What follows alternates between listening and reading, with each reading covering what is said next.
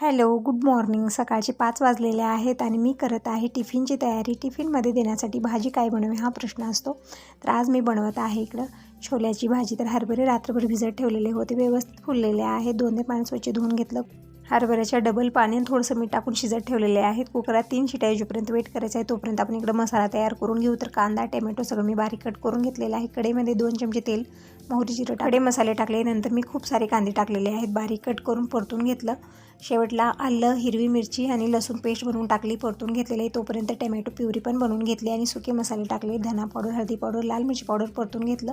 तर tomato puree टाकून व्यवस्थित परतून घ्यायचा आहे. तेल सुटेपर्यंत हा मसाला भाजला. आता टाकूया शिजवलेले हरभरे आणि हरभऱ्यातलं पाणी पण त्यामध्येच टाकायचं. भाजीला कलर छान येतो. भाजी बनलेली आहे छोल्याची मस्त अशी. आता देऊया मेन तडका. त्यासाठी 2 चमचे तूप घेतलेला आहे.